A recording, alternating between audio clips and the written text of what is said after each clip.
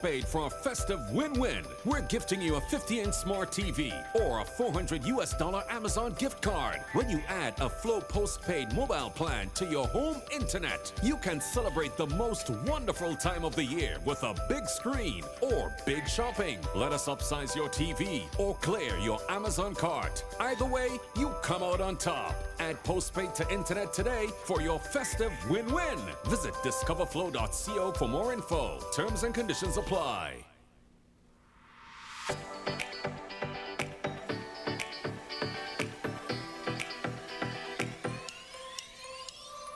Rams the good food people, always there to serve you. Rams the good food people, locations right near you. Rams the good food people, in-store specials for you. Rams the good food people, Rams. When you need better service, Rams is always here. Better value, better prices, Rams is always here. Rewarding your loyalty, Rams is always here. We are community, we are family. We are family. Rams for you and me. We are community. Rams for you and me.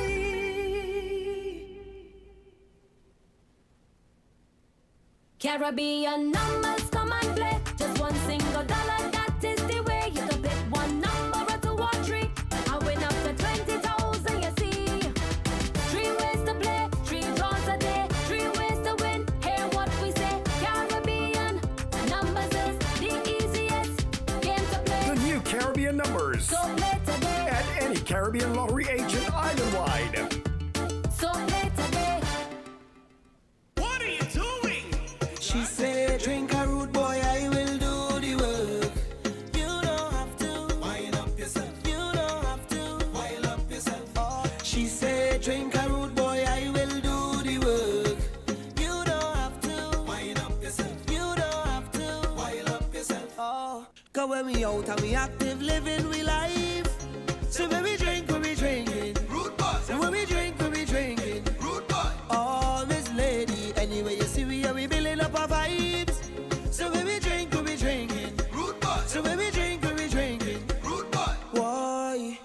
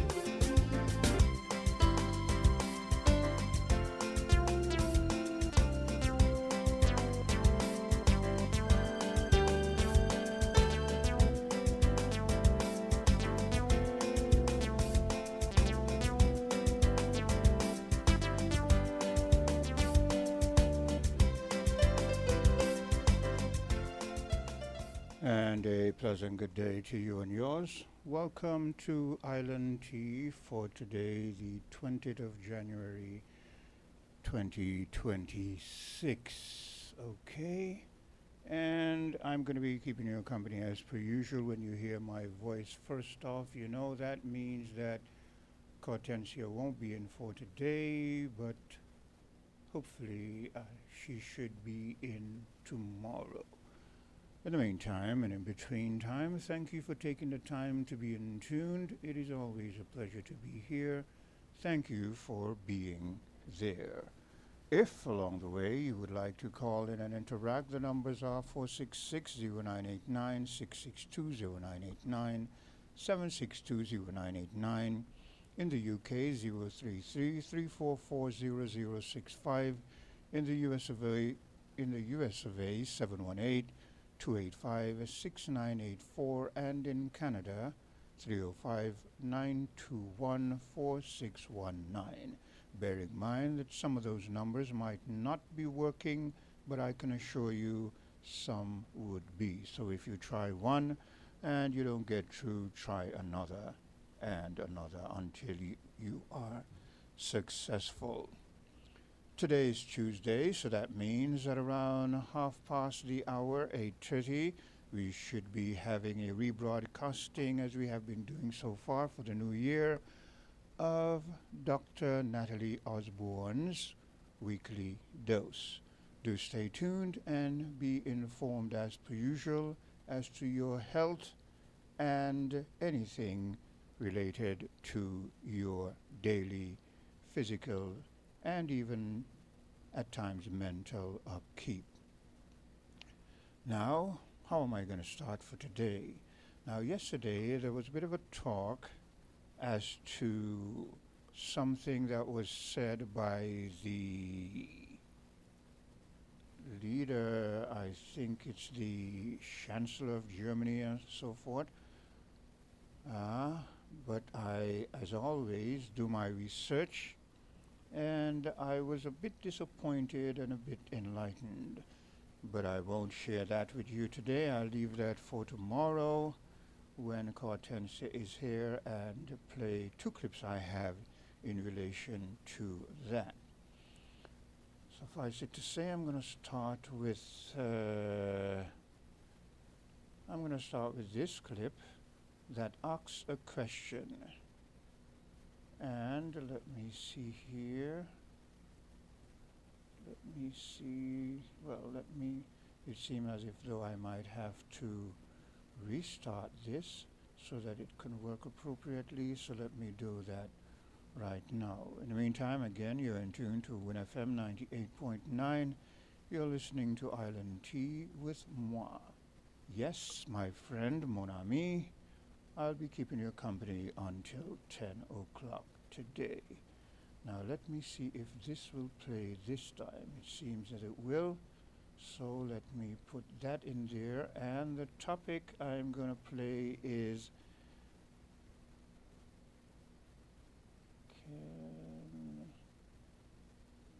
this here has changed. Okay. Oh. Technology. Anyway, let's play this one. This one relates to the individual who has been hogging the spotlight from the end of last year up until now, and hogging the spotlight in a most negative fashion. Give this a listen. We see a Trump administration that is not operating like a government. They are pretty much operating like, American gangsters, the way how they approach dealing with the Caribbean. It is not like a diplomatic relationship. It's almost like they're forcing these islands to do whatever they want them to do. And I know some of the Americans, when you listen to them, sometimes you just get frustrated because they have this term, bending the knees or kissing the ring, and that is when their government is able to bully another government into doing whatever they want them to do. And I don't know how much credit you can take for a superpower, like the greatest economy, the biggest economy in the entire world, the greatest military in the world, over 360 million in population, to bully small island nations with a little bit over 100,000 or 200,000 people. Nearly 180,000 illegal immigrants with criminal records ordered deported from our country, roaming free to threaten peaceful citizens. They are being released by the tens of thousands into our communities with no regard for the impact on public safety or resources. Just imagine asking Dominica, Antigua, Barbuda, and Grenada to take deportees from countries that the president himself explained that, look, they are sending in the worst of worst in our country. They're sending criminals in the country to destabilize America. But now Donald Trump is forcing the same deportees, the same illegal immigrants, sending them to small island nation within the Caribbean to destabilize the Caribbean, small island nation without the resources to take care of these people. And that is quite true. That bit of a clip with Donald Trump was taken from during his campaign phase. And as you would have realized, when the man says something, he seriously means it and he intends to follow through. So how is it that he's saying that this vast, big, super powerful United States of America, where people are not considering the effects it will have on their economy and their infrastructure and their daily social existence, but yet still he is thinking and forcing our Caribbean leaders to accept. And quite gullible as our Caribbean leaders are, they accept it. So far I've only heard one Caribbean individual, and that is the young leader from Grenada, state what it is. He said, the U.S. is trying to destabilize the Caribbean region. How is it that he's the youngest, one of the youngest leaders? If not, I think he is the youngest leader in the Caribbean region presently. And how is it that he can see that when those who are supposed to be older and wiser than him don't see it? It is to destabilize our Caribbean islands, because they know, if you look back at history, that is how they have been able to succeed. It is called divide and conquer. It is not something that is going to happen overnight. It is something that is going to gradually infiltrate and erode our Caribbean islands' social fabric. And all you do is sit down and say, well, we don't have a choice. But we do have a choice. We, W-E, do have a choice. So, I don't know. Again, if you feel like calling in at any time and interacting, feel free to do so. So, having played that in regards to Donald Trump, yesterday I spoke to the fact that a particular leader in the Caribbean, as usually happens, he only has strength for people who look like him. It is quite strange, you know, that we as a black people, oh boy, we can just run shot on our own. We love to trample over each other, malign each other, denigrate each other. But any other race we come into contact with, we quite conveniently genuflect, bow, crawl even, in trying to please them.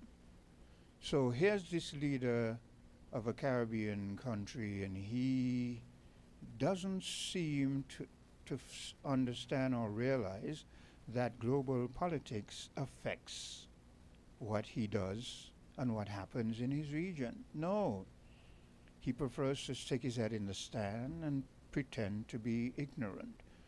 But when he is asked certain questions and critiqued, he finds it convenient to pick on another individual, a woman at that, to throw words. But the thing is that women step up into the leadership role when men abdicate our responsibility. If you do not live up to what you should, or we don't live up to what we should as men, then women fit in and carry the role. Some of them willingly, but the majority of them unwillingly. But you know the old saying, you've got to do what you've got to do. So let's listen to this individual, a clip that expresses. The Prime Minister of St. Lucia, who have been coming under some heavy criticism, he had made one thing clear. His hands were tied, he said.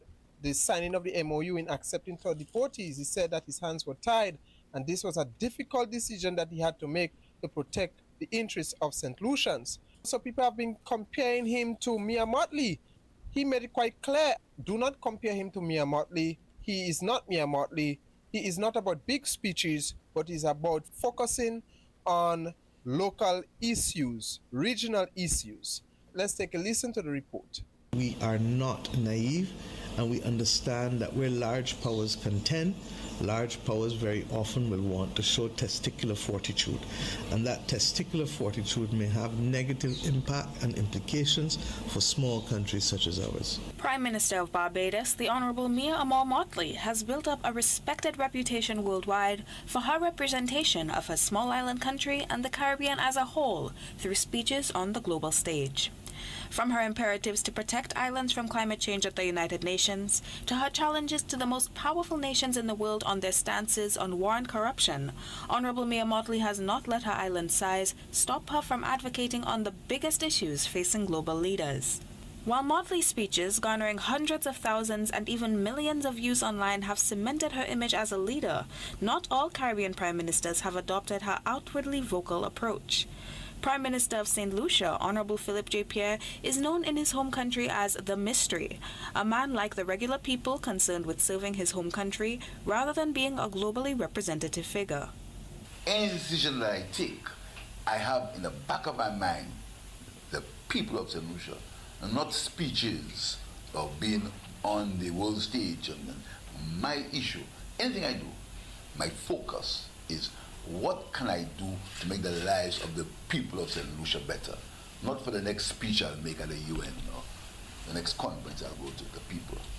Pierre takes the stance that he will not attempt to control the actions of other states and will concentrate his focus on the people of St. Lucia and keeping the country's record clean.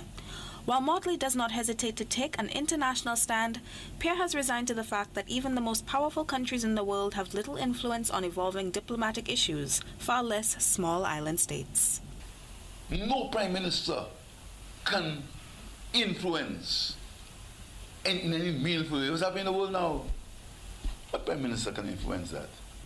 Pierre's St. Lucia Labour Party won a decisive victory at the December 2025 polls on a popularity built not on bravado, but their strategy of showcasing evidence of achievements in their past term. Pierre indicates that he is not willing to risk the populace's trust for loud statements and will instead work with quiet diplomatic dialogue. I have to protect 185,000 people who have entrusted me in no uncertain terms. Because I don't know if you realize what has happened to the St. Lucia on the 1st of December. The people returned to the government with an increased majority. And when people have placed that confidence in the government cannot let it down for egos. The United States have done a very good job in dividing CARICOM. Right now, the truth and the matter about it, CARICOM is divided. Okay? When they come and they speak on the outside, you may think that they are united, but the reports are there are divisions inside of CARICOM. The US have done a great job in mashing up CARICOM, dismantling CARICOM. CARICOM is functioning, but do not have any real power, so to speak. We need to shift that focus on ourselves and as a Caribbean, not St. Lucia, not Grenada, not this island and that island, but we need to start focusing on ourselves. But where there is division, our house divided shall fall. Not saying that CARICOM will fall or the Caribbean region will fall, but right now there are divisions. That is what an imperial power does. They bring division with the chaos and put us against each other. No wonder. One thing with the Caribbean people, when they give you a name, it has a reason for giving you that name. No wonder the people of St. Lucia refers to their leader as the Mystery. Imagine you referring to your leader as the Mystery. What is a mystery? A mystery is something that you're trying to understand, you're trying to analyze, but you cannot fathom the depth of it. You cannot understand it. It puzzles or baffles you. And as often happens, our leaders say, look, the people gave me the mandate. I was returned. I was returned with a resounding majority. But yet still you stand in front of those very same people and you say, tell me what Prime Minister can do anything about this? Huh? What kind of...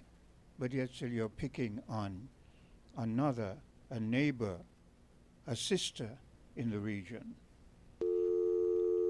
Hello, caller. Do try to call back and have a little bit of patience. I see the phone lighting up and I punch and you're not there. Hello, caller. Good day. Good day, good day, Prince. Yes. Yes, I'm trying to do two things at the same time. Turn it off my phone radio and at the same time, conversate with you. Now, first of all,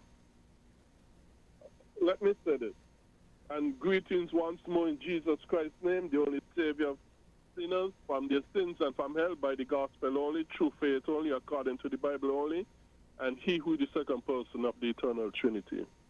Most blessed Trinity. Hold a minute. Let me say this. It is 19 minutes after 8 o'clock, and you're the first person to call. Usually it's either you're the first person to call, or perhaps it is Journey, or maybe Sylvine, or perhaps Mr. McMahon. And I say that because people just tend to stay out there and find excuses where there's none. If you don't call, who's going to interact? If the people who call don't call, who's going to interact? But yet still, I'm going to be hearing someone say in the chat, they're saying, oh, he's talking too long, or he's talking on the Bible, or he's talking, but you have things you can speak on. In a whole wide world, so many things to speak on. But as the cowards that you are, and that is why our society goes the way it goes, because take it or leave it, the world, the majority of the people in the world are cowards waiting to be abused. You heard what I said? I'll repeat it again. The majority of the people in the world are cowards waiting to be abused. Go ahead. Quint? Go ahead. Yes. Trust me, if I was going on what people said, over the years I would not have been calling in. If I was going on what people said, you know? I think just now people have been saying this for over the years, and like I say, if I was really taking on all that, I would have been like a shriveled up piece or whatever in a corner, saying nothing, doing nothing. Anyhow, let me say this, and I'm going to be trying to be quick as I can. First of all, like I said yesterday, this election that is coming up in Barbados, do not think that there is no way, it ain't possible in any way, that the U.S. might not have a hand in that election to bring a desired outcome for them. We know the U.S. interferes with elections all over the world, even in Russia, and to bring out a particular desired outcome for them. There's no way Trump like Mia Motley. Okay? And trust me, they're working behind the scenes with the CIA and you name it. Yeah, but I don't think, I could be wrong because I'm no prophet, but I don't think that she's going to lose, though. No, I'm not saying she's going to lose. Because when you look at, let me tell you, if she loses, then it means that you are completely right. It means that somehow, however the U.S. got it done, but it's going to be a uphill thing because the opposition seems to be in dire straits. Now, don't get me wrong. Even if she loses, even if she wins again, it does not mean that they ain't had a hand in it because every time the U.S. is successful. You know, they're only successful when God have them to be successful, and when he does not have them to be successful, they fail. But it does not mean that they do not have a hand in it, because in the end it is God who puts up and brings down according to the Bible. And he's bigger than the U.S. and the whole world put together. So, but what I'm saying, the U.S., who have a hand in so many elections around the world for the desired outcome, and who Mia Motley has been criticizing and that sort of stuff in her own way, don't think they have her eyes off of her and off of the election. They want a desired outcome, and I believe, like I said, via the CIA and whatever other means, I think they're playing in the background. But it does not mean, like I said, they're always successful. There are times when they're not. It all depends on what God wants, whether to give them success or failure. Okay, that's for that issue. The last issue right now I'd like to bring up is this, Quint. And we're going to have some disagreement, but it is what it is. Now, I've been on WinFM over the years, calling it. Okay? And let me say this. I have said over and over again throughout the years that if we do not do things the biblical way, we are going to suffer and we are going to be destroyed. And I have only been seeing this played out over the years more and more as the Bible teaches. Now, what I have seen is that the more we fight against the Bible is the more we fail and destroy ourselves, and we disobey the word of God to our destruction, to our own undoing, pain, suffering, and so on and so on.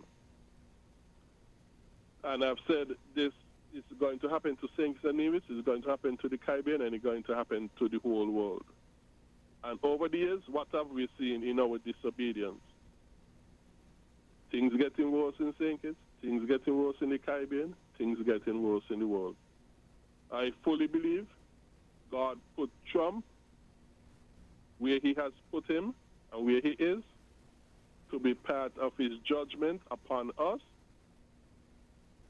to punish us because of our disobedience to the word. And not us, but America its own self. God put Trump as part of his judgment on America its own self as well because of America's disobedience to the world. We read how God do these things all over. And when God ready, he will bring his judgment on Trump because Trump is an evil person, wicked, evil person. So it does not mean that Trump will not get his punishment. He will get his punishment in God's own time when God is ready for him as well. But right now, this is how God is using Trump to teach us a lesson. And the Bible shows us, he who have ears to hear, let him hear. He who have eyes to see, let him see.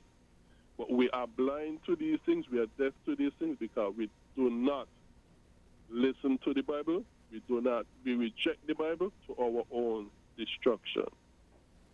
And for our salvation, economic, political, we are seeing hell and all kind of stuff that we need to be saved from. Our only salvation, answers, and solutions are found in the Bible only.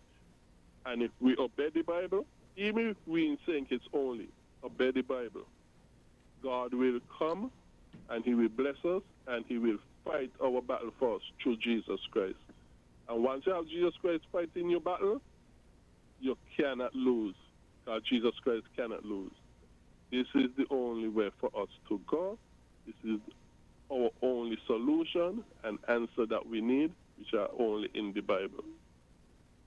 But like I said, people reject the Bible, we are rejecting the Bible to our own destruction, ruin, etc. And we need to biblically repent first of all and start to obey the Bible. And once we do that, we have no fear of Trump, we have no fear of America, Europe, or anywhere else, or anyone else.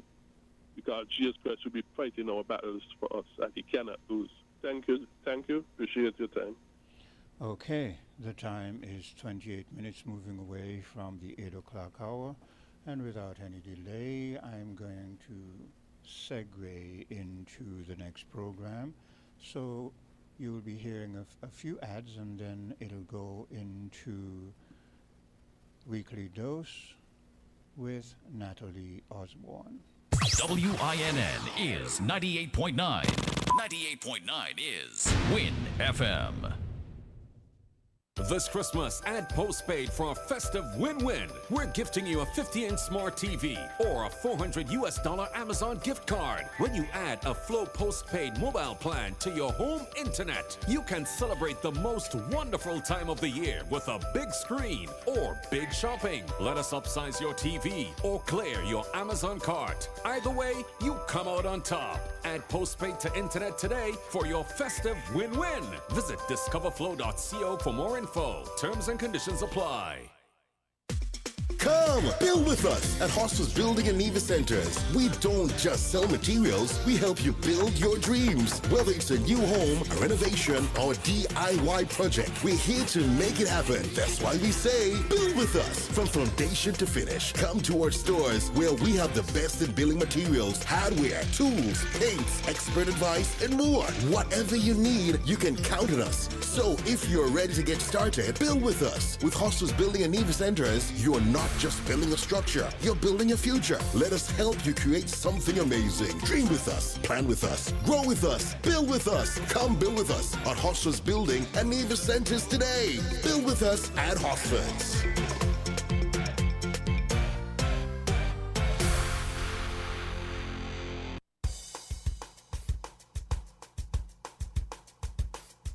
It's time for Weekly Dose. So good morning, everyone, and welcome back to Weekly Dose. Today's topic, remember I keep admonishing you to call in, so once a doctor, as I said, once you would have finished the discussion, you can call in and you can lay your pointers at her feet and she will tell you what is what, okay? So today's topic, what truly makes a good doctor? Dr. Osborne, always a pleasure, always looking bright, always looking good. Listen, I would like to look like you one day. No, you understand what I mean, right? Yeah, I'm working on it. She has an excellent figure, guys. An excellent one, yeah. Good morning, and thank you so much. It's always a pleasure to be here with the audience. I look forward to it and always trying to see how we can learn and grow together. And today we're challenging the doctors because it is important as well too, because there's always room for us to improve and be our best selves. So we're discussing, as you correctly said, what actually makes a good doctor. And I know sometimes persons will sit in a doctor's office and when they get up and leave, they'll say, man, I'm not going back there. They would not have liked the experience. Some person would have loved the experience and feel warm and embraced and stuff. So there is a mixed bag. But as human beings, there's always room for us to improve. So that is why I wanted to bring this topic and so put us a little bit in the spotlight. So I will not get too defensive if the person's challenged, but I will try to explain as best as I can. So let's go. Yeah, so please don't come for my good doctor today. So let's start with the quality people mention most often, compassion. Yes, Catencia, compassion. Absolutely, because what happens, medicine starts not with the hands, but with the heart. Okay, so a good doctor sees the person, not just the pathology. And I know persons complain about that. So when patients visit with the doctor, they feel vulnerable. They often feel like they're in pain. And a doctor that shows compassion and empathy, putting themselves in the patient's shoes and understanding the patient's need, will be seen as a good doctor, and they put the patient at ease. So they must have a passion for helping others. This is not a field that you should go into if you don't like to communicate, be with others, and have that compassion streak at all. So they must be motivated by a desire to make a positive impact in the lives of their patients and be committed to providing the best possible care that the patient may need. Okay, Doc, beautifully said. Sometimes reassurance is indeed the most powerful medicine. Let's talk about availability and accessibility. Okay, oftentimes doctors thought to be or said they're busy. And then they show up late to events, they show up late to the office, and they have patients waiting. And I know Quinn could testify to this, that sometimes the doctor's not available and accessible. That is not a good quality at all. Your patient must be able to access you in some form, whether by telephone, whether by seeing you in person. And we have to make it our responsibility that if we say that our office or clinics open at 8 o'clock, 9 o'clock, whatever the time, that you're there waiting instead of having the patients wait on you excessively. Because a doctor who's always available can reduce stress and anxiety. Imagine you're sitting in the doctor's waiting room. And to be honest, I'm going to call us out. Sometimes persons are late to get in just because they spend an extra half hour in bed. But it takes a lot of commitment. And I remember working, I would never give up on Dr. Cameron Wilkerson because he's been a mentor of mine for a lot of years. And I think I'm a better physician because of just seeing him. He always say, you have to be available, you have to be accessible. And this is a man right up until he left after 25 years of service was always at the hospital on time. The patients can always know they could count on him. So patients have come to count on me. They say they hear the shoes coming, the high heels. I say, oh, I know doctor is coming because they hear the shoes. So we must be able to be there to answer questions and give support, of course, all right? Okay, but when does accessibility becomes overbearing? Because you say that now and patients might think, oh, I can call at 12 o'clock in the night or 1 o'clock in the morning. How does one curb that? But there is also that pushback as well too. That's why me personally and a lot of physicians don't like patient. I prefer the patient not to call me on my private cell, but people often get that as well too. The cell is for my intimate relationships. Of course, we use our cell phone a lot because we're communicating with the hospital, with the emergency room, etc. But when a patient gets my number, I always try to redirect them to the office because you really need sometimes a moment to regroup yourself. So yes, let's keep it in balance. Yeah, I'm just making sure of that. So another major quality, communication. What does that look like in real practice, Doc? Okay, let me talk to you clearly about that. All right. Communication is everything. A doctor who cannot communicate is like a surgeon operating in the dark. And you don't want your surgeon operating in the dark at night.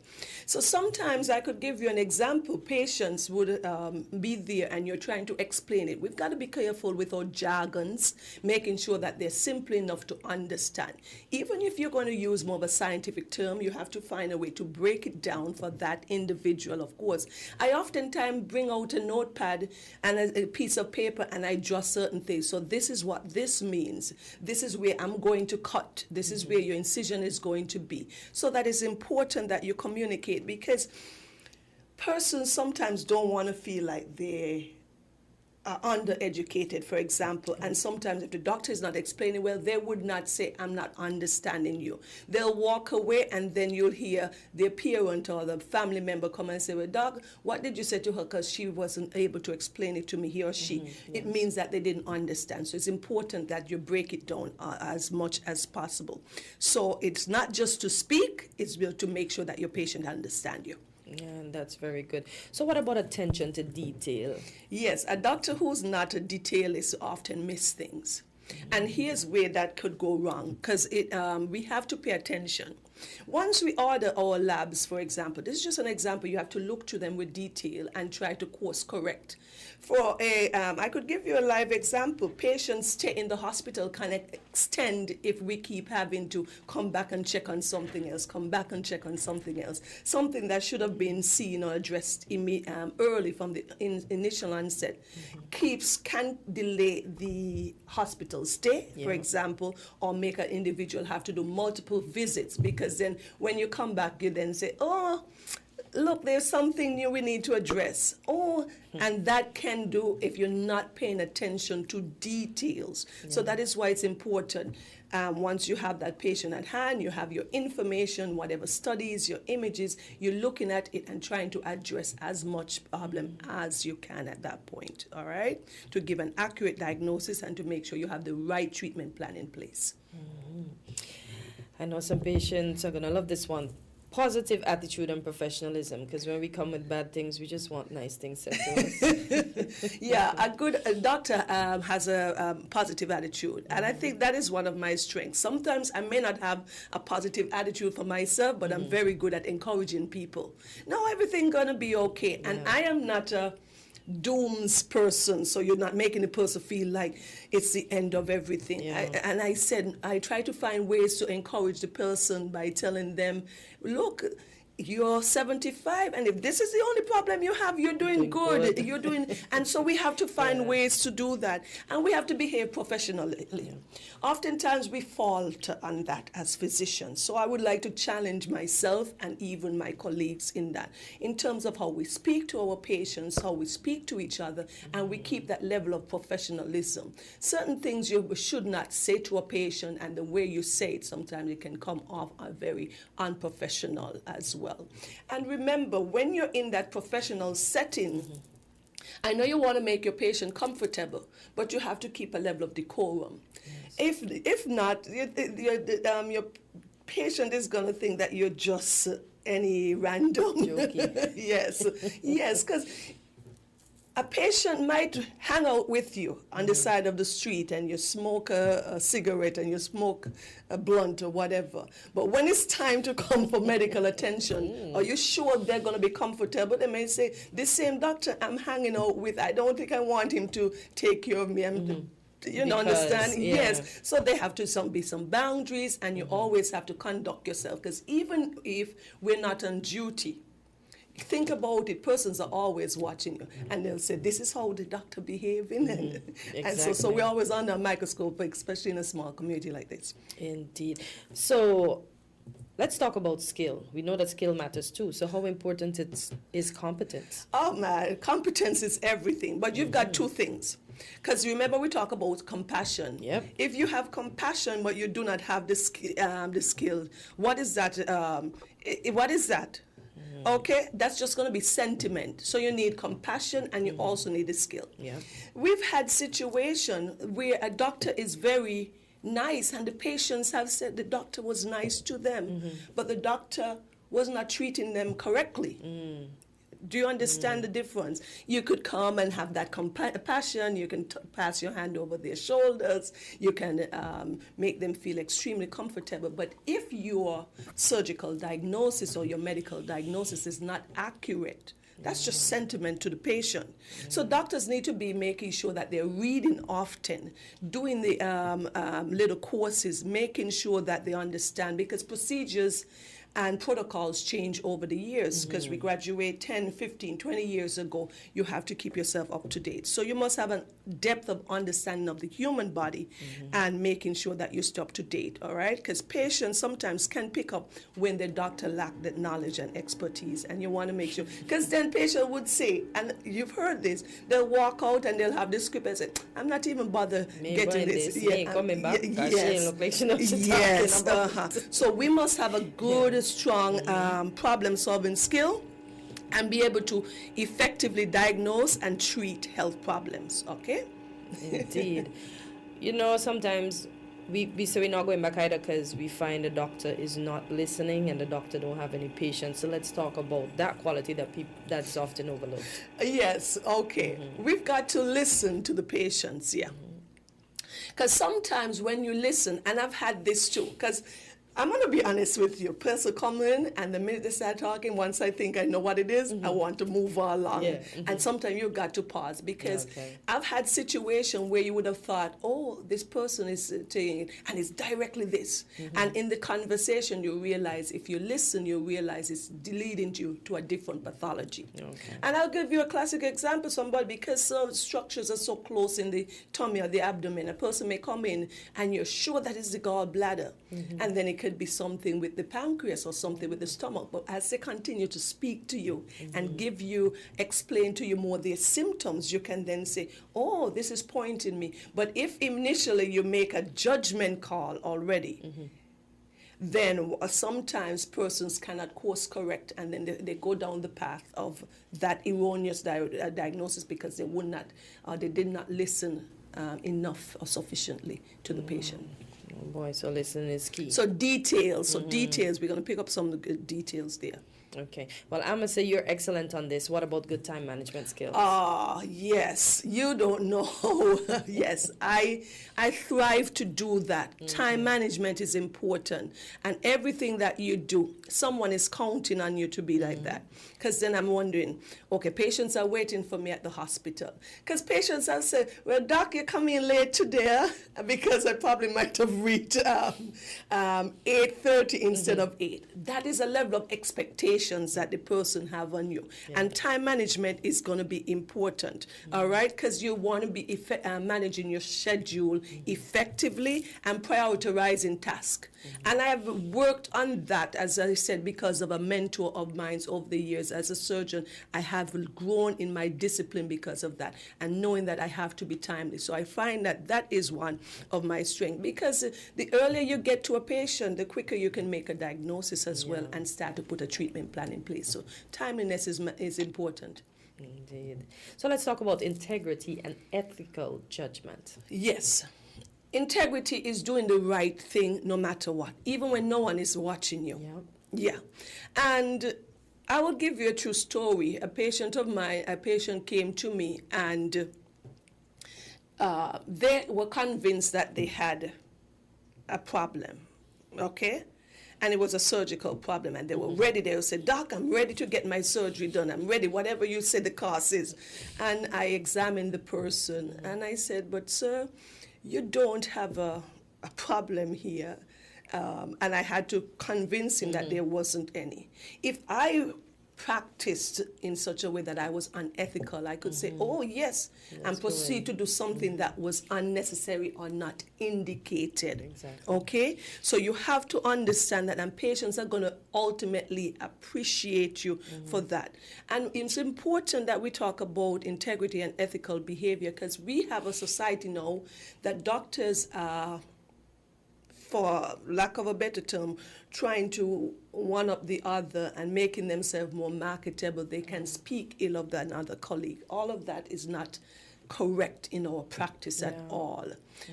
Okay, you saw Dr. John, all right. This is my thinking, though it may differ from Dr. John. I could see where he might have made have that thinking, but it's not my place to beat down Dr. John at that time, or say, oh, he doesn't know what he's doing. And oftentimes, to elevate ourselves, we can bring down the other person. So we have to remember that.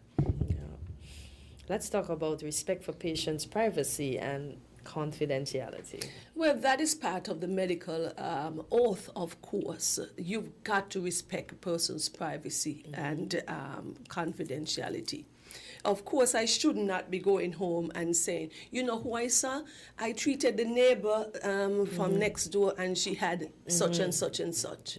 So that is autocomplete of privacy and confidentiality. And we know that even when we're working in that hospital setting, all of the other healthcare workers, they know that. We have to ensure that we're not speaking on a patient's matter in front of an audience that should not be privy to that. Okay, so we have that goes without saying. Okay, caller, go ahead. You're live on Weekly Dose. Yeah, good morning to you, Hortensia, Chris, and the doctor and the listening public. You can hear me loud and clear, right? Yes, we can. Okay, straight to the doctor. I'm here listening keenly, right? And I got something I wanted to say or ask about. Number one, as she's talking about being a good doctor, and there's something they call malpractice, right? Malpractice, we don't really see that happening in the Federation of St. Kitts and Nevis. But we are a society that don't really even believe in that type of stuff. But say, for instance, in the American system, they will keep, it seems like it's a way to hold doctors accountable, you know what I mean? And I can be corrected as well. How is this part of medical practice handled in the Federation of St. Kitts and Nevis? Because I heard about there was a case in Nevis recently. A doctor probably got sued over there. And, I mean, I don't have all the facts, but it appears like one of the political leaders over there might have paid the damages in terms of a civil case or whatever. And I stand corrected, and I might put in the word alleged here because I don't have all the facts. But coming back to the doctor, I want her to be able to say something in that regard. You know, a person go to the hospital and he had an issue with his left hand, and you know, something is his right hand is gone. I mean, how does this stuff play out in the Federation of St. Kitts and Nevis? And secondly, there's a disease called sickle cell. It's affecting black people primarily. As a doctor, do you know anything about that sickle cell disease? And, you know, who in the Federation, because this disease is affecting a lot of persons in St. Kitts and Nevis, who in the Federation is promoting the education for sickle cell, especially to catch the children at a young age?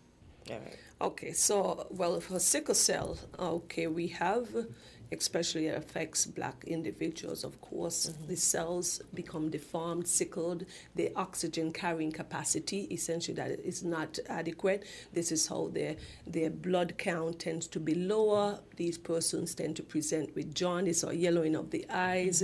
There's rapid destruction of their red blood cells. They have respiratory distress. These persons come in with joint pain and lots of things like that. We do see patients with sickle cell disease, and it is often managed here. Our internist tends to take the lead on these cases. If it's a child, the pediatrician, of course. So we do that. Of course, education is always needed. That's why we do these shows, that we can talk on different topics to encourage that. So for that part, when we talk about ethical standing and stuff in our community, we have the medical board here, of course. Can it be improved? Can the work be improved? Can the vigilance be improved? Yes, it always could, but we do have an accountability board. Sometimes if there is an issue, of course, they're the correct channels. If you have an issue with a physician, of course, you can address it. Who's at the hospital level, you can address it with the medical chief of staff, of course, and then that would be discussed. And if the problem cannot be resolved, of course, that channel can go up further. We've had physicians being taken to the medical board. We've had physicians over the years have had their license revoked, suspended, and these are in egregious cases. We cannot still compare ourselves apples to apples with the United States. There's a lot of litigious communities there, and sometimes it is a way to think that a person can make some quick money. That's the truth about it. Oh, I'm going to sue. And that is why there's a lot of barriers and protections there, and that is why malpractice insurance is very high, especially for surgeons and gynecologists, because these mothers with these precious newborns, if anything happens. But most doctors do not intentionally want to harm anybody. As correctly to, we are human beings and we can err like anyone else can err. That's why checks and balances should be there. But the community has become a lot more litigious, and we have our small island to persons, seeking legal opinions when they perceive that a doctor do them wrong. But we've got to realize as well too that there are well-described complications in medicine and side effects and stuff. So that's why you have to really analyze it, because not every case would have merit. Because if you, for example, I do a hernia on you and you have a wound infection, to come and sue me, that really doesn't have a merit. I'm just breaking it down simple, because a wound infection is a common post-surgical complication. Do you understand? So there must be balance, but we do have a medical board that can keep our physicians in check, and should as well too. Okay, we have another caller. Caller, be precise, please. Straight to the point. Yes. The competence part of it, I imagine would have been, I thought would have been the very first one, actually. But I remember reading an article that spoke of the laying of hands, the effects of that, as opposed to the long list of tests, medical tests that are done. Okay? And I just wondered if, in looking at the qualities of a good doctor, one should not look at that it might be rudimentary, but actual touching of a patient, being very thorough, as opposed to relying on medical technology.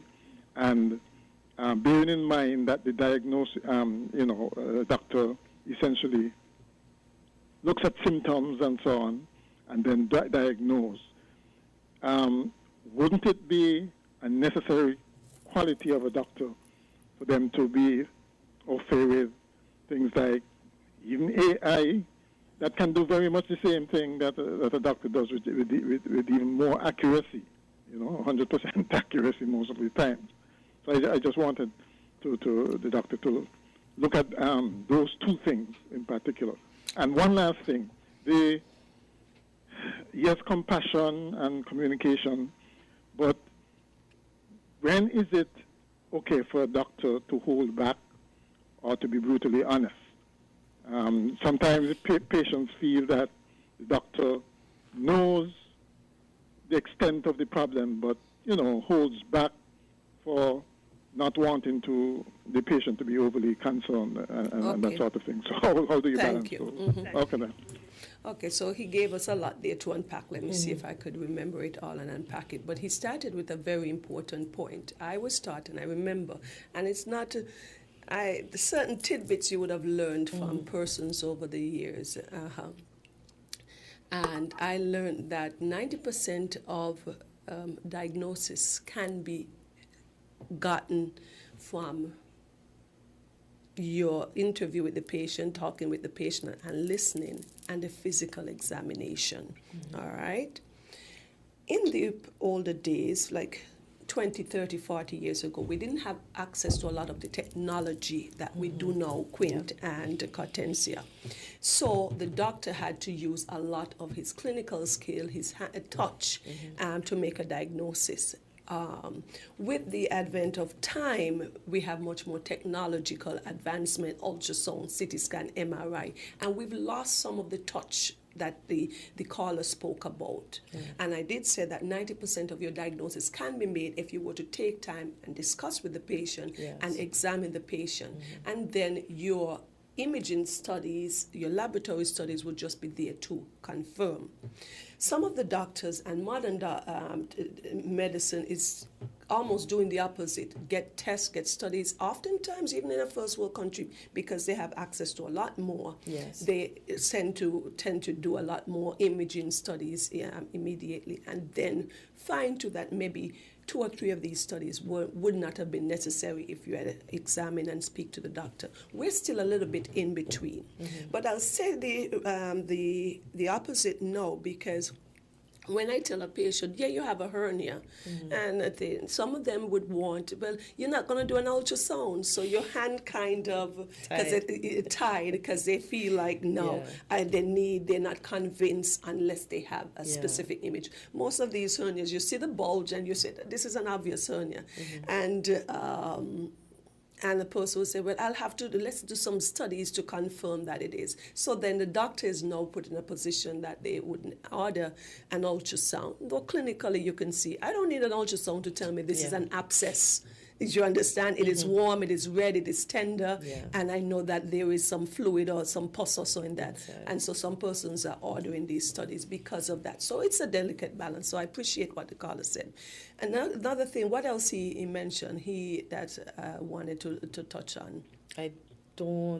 I think he talked about AI in the end, and AI is I wasn't sure. I use ChatGPT sometimes just to get a quick response on something. We always have to use, and that's part of education and informing yourself and making sure you're on the right track. What is it? Because sometimes you just need a summarized version there. Don't be too proud as a physician to say, okay, let's look up this together. Let's see if we could focus on what, because some of these conditions, we may not treat them on a day-to-day basis. You may have to. So always we go back to talking about being prepared as a doctor, constantly reading. That helps with your level of competency.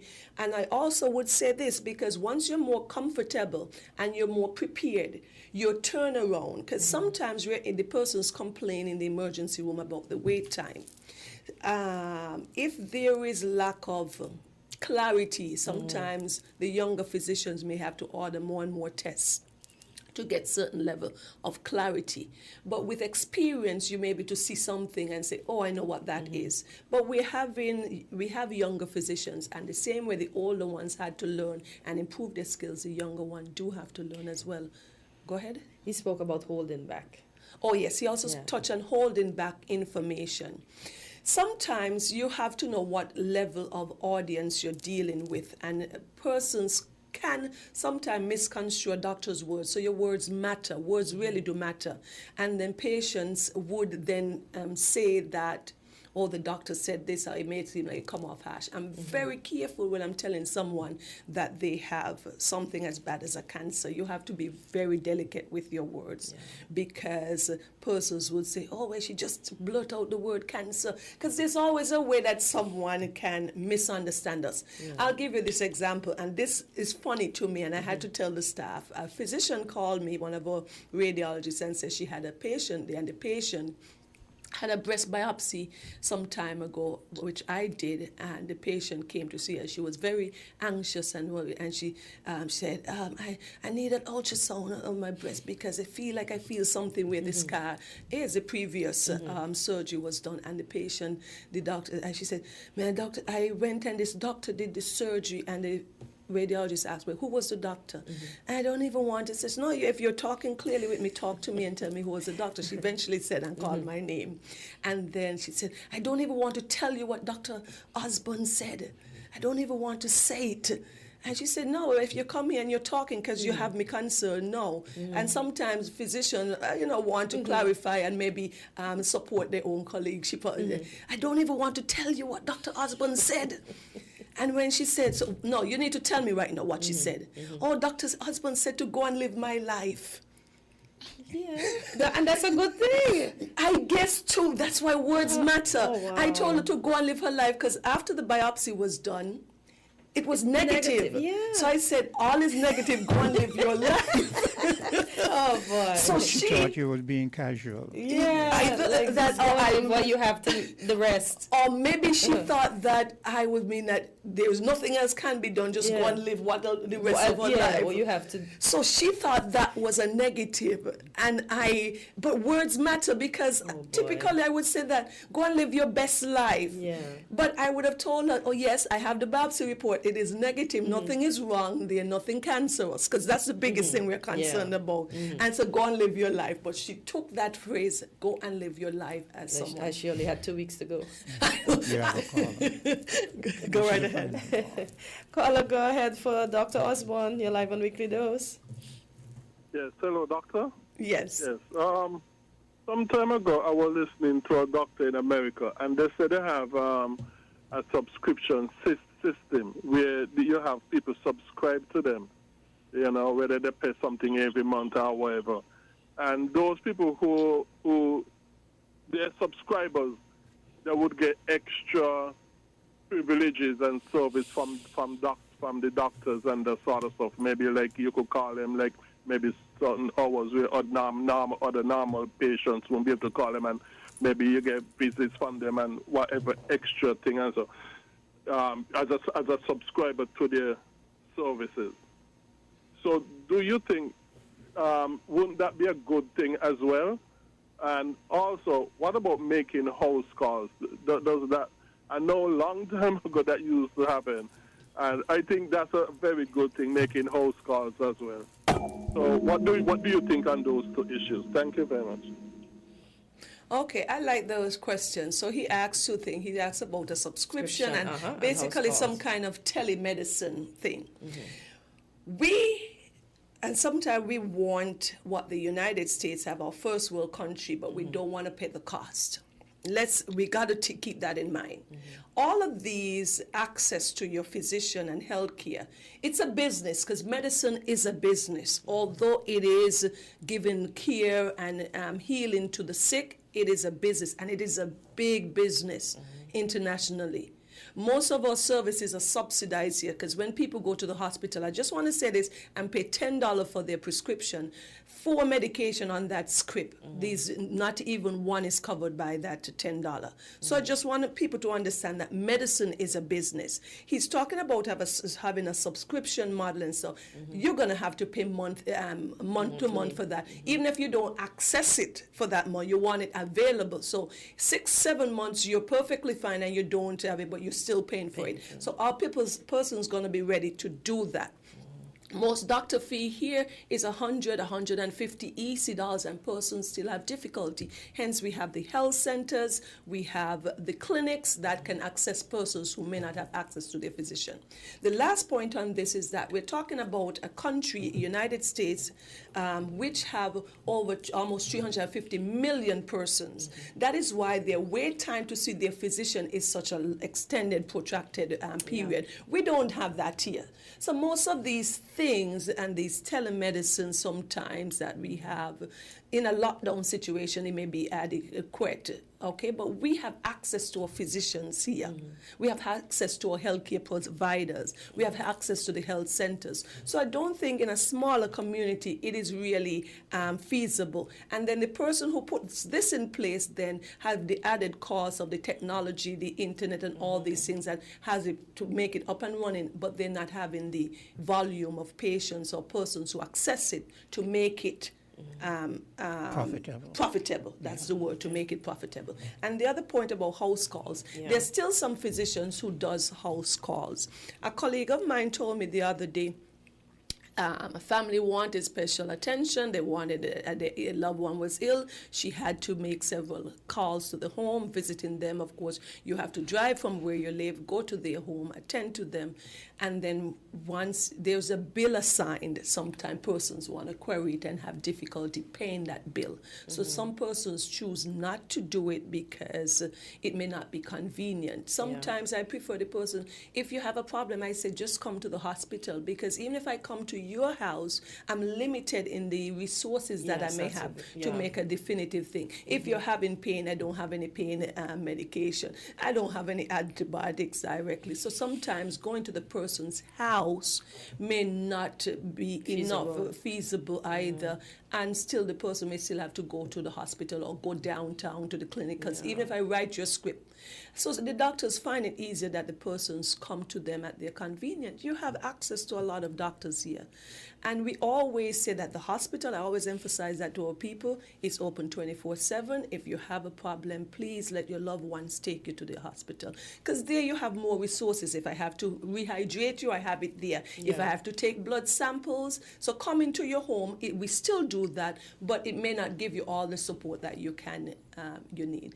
And this house call was a thing too, where persons live in far rural areas, and you had to go far to them where they couldn't come and stuff like that. So most of us, we have access to some point of health, a health center or something here.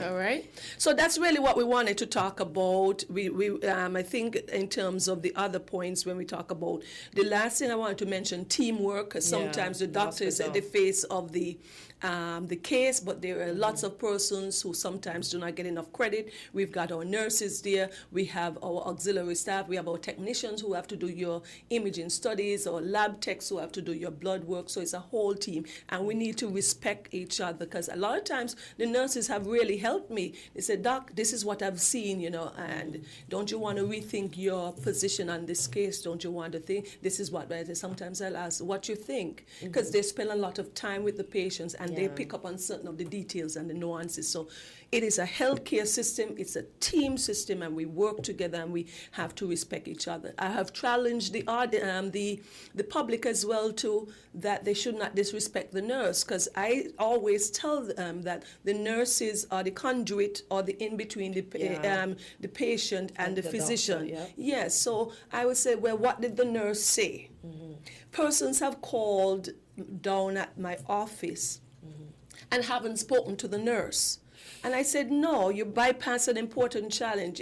If you're having tummy ache, why you call the office? The nurse is right there. The medication is indicated. So let us respect our healthcare team and the nurses as well, because they had to study and work hard for their position and their degree as well too, and the other healthcare providers. So I want to finish the last question though. I know you have emergencies. How important is it to stay calm? Oh, yeah. I'm going to call us out on this, and I'm going to talk it. Sometimes we have this idea that healthcare is what we see on the dramas, the ERs, shows, the residents. Most healthcare is a calm setting, scientific data analytical thing. You're analyzing data. And all this scurrying about that we see on these shows doesn't mean that you're doing anything. I often walk into the emergency room and they'll call and I'll say, okay, we need to do a particular thing. I'm coming, get this, this, and that.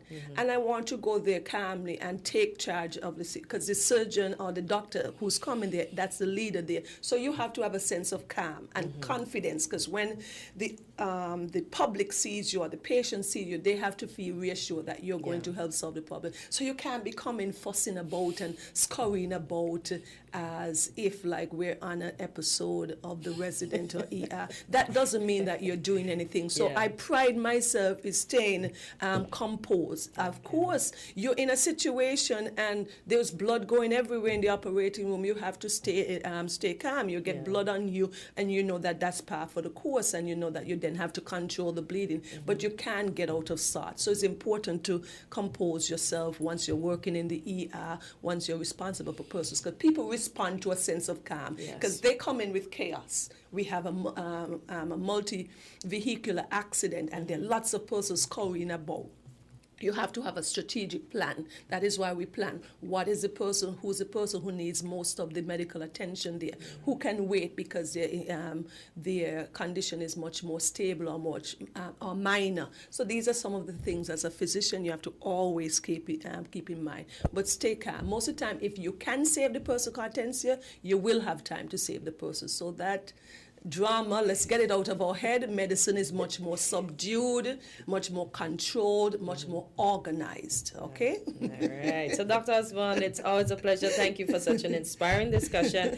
And thank you all for joining us on Weekly Dose and calling in. I appreciate everyone that called in today. So, until next time, stay informed, stay healthy, and stay engaged with your doctor. Thank you, Doc. Okay, have a good one every day. Bye. I kind of wanted to make up. No, go ahead, man. Go ahead, man. Well, there are two things that struck me. One, detail, and the other, competence. Because me as an electrical engineer, I know I have to have detail when I go into a circuit, and I must be competent. But for the doc now, this is one of the reasons why I admire her specifically, because when I go into a component system, if I make a mistake, I know how I felt as a young technician when I made a mistake and it didn't work. But this is a human being now. It takes a lot of competence to be able to, you can't make the mistakes that I would make in a circuit. And then the third thing, which is something I wanted to see in her, and I saw in her when she was dealing with the cancer patient, and I realized that she had empathy. That is the main. So Doc, I must say that presently you're the only doctor I have an interest in. Not a patient. He's subscribing. Because you have detail, competence, and empathy. Okay, thank you. Have a good day. Thank you for your kind words, Squint. Okay, bye-bye. We're 98.9. 98.9. Win FM. If you need protection, you need one who you can trust to secure your investment. You need one who'll do you just. TDC Insurance, you're the one that you can trust. TDC Insurance, you're always safe with us. TDC Insurance is your go-to insurance company for all your insurance needs. We take pride in offering you the best solutions and ensuring our customers are fully satisfied. TDC Insurance, we take good care of you, guaranteeing you peace of mind. You're always safe with us. Caribbean numbers come and play. Just one single dollar, that is the way. You can pick one number or two or three. I win up to 20,000, you see. 3 ways to play, 3 draws a day, 3 ways to win. Hear what we say. Caribbean numbers is the easiest game to play. The new Caribbean numbers. So play today. At any Caribbean lottery agent island-wide. So play today.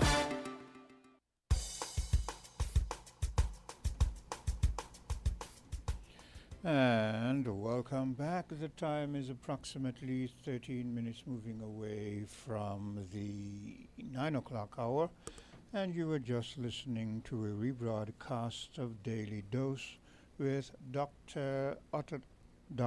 Natalie Osborne. That is, and as per usual, very enlightening. You learn a lot about your body, your health, and so forth on that program. So we're all looking forward to when she gets back here and begins or continues to disseminate information in person, in live and living color. Until then, well, at least I know I have at least one more program that I should play that would likely end the month, but we'll play it by ear and see how it goes. Now it's back to the usual program. Now I'm going to play for you a clip that I played. I think I played it yesterday, but I think it's relevant that I play it again, and I might even play it different times whenever I feel it is fitting to do so, because it is a very concerning clip. It is an individual who is very close and is one of those who is part of Donald Trump's MAGA group, and comments that he made that are very, very concerning as to their outlook on the world. Hello, caller. Thank you. Good morning, Brother Quinn. Good day. How are you today? Good morning to us. Good morning to all listeners. I am humble and peaceful. When last night I spoke one time on Straight Talk, but I had several other things to say. And I wanted to end my second intervention perspective on Haiti. For what has been said by our leader about Haiti, I felt very, very sore in my heart, because one got to realize Haitians are human.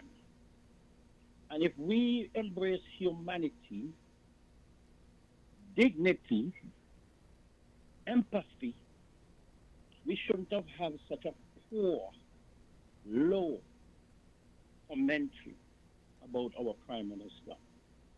But apart from the Haitian people, I want to apologize as a citizen of the Federation of St. Kitts. Haitian people are nice people. Yes, we may have a stereotypical thinking of them, but God commanded us humans.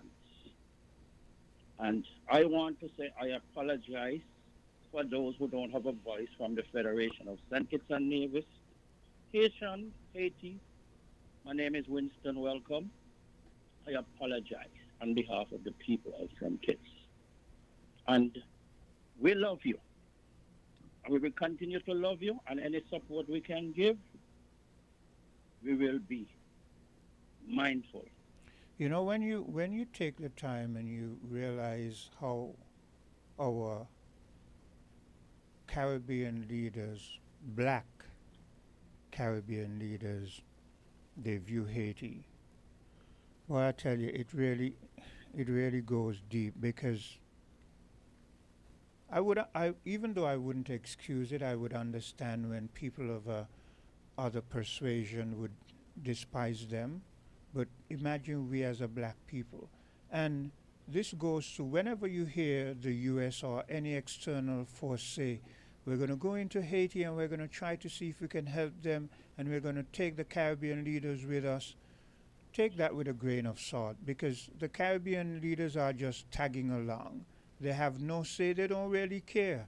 They just say and do what the U.S. does and wants. And the fact that our leader made that statement, and you listen to the Dominican leader and how he hedges and he speaks about the Dominican Republic, and someone has to remind him about Haiti, and then he answers, but he looks down and his eyes are waved.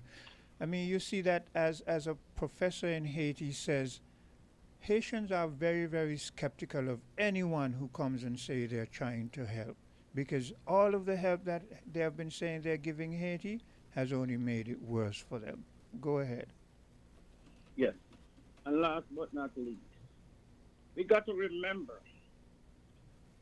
the island of the section of Haiti and the section of Santo Domingo. It is one island called Hispaniola. And yes, one side colonized by the Spanish, one side colonized by the French. But we are one people. And in the word that we always say, let us unite and come together. It doesn't matter of our skin color or of our language. We all have different cultures. But one empathy and one love as God has given us. And I think our Prime Minister, he should make it a stop to make an apology to all Haitians and deeply mean it from his heart. Because sometimes when we make mistakes, all we have to do is make correction and hope that we get forgiveness. He owes that. He owes that, and I embrace that, Mr. Prime Minister, and all those who fought like you. I am deeply, deeply hurt by such. Thank you for hearing me, Brother Quinn, and to all the people who are listening. Bye for now. Okay, and thanks for your input there. Yeah, I mean, black people, you know. Boy, I tell you, sometimes I'm a proud black individual. You know, I'm black and proud and make no apologies for it. I mean, when I put up recently, you realize that whenever Cartensia isn't here, I put up this picture, and it is a bit of a younger representation of myself. And like I said, if you look at it, you can see the Kalinago genes in there. You can see the original Carib genes in there. But if you look at my hair, you notice they're not straight, they're kinky. So you understand that there's a fusion there. There's a mixture of the Kalinago and the Negro. And I'm quite proud of that. Okay, so I make no apologies. And I refer to myself as a black person because that's who I am. Hello, caller. I refer to myself. Quinn? Yes. Yes, let me quickly say something. Yesterday, I made a statement, and I hope not to be misinterpreted. Yesterday, when I said that we will not forgive the Prime Minister for his decision on Haiti, I did not mean that in a literal sense.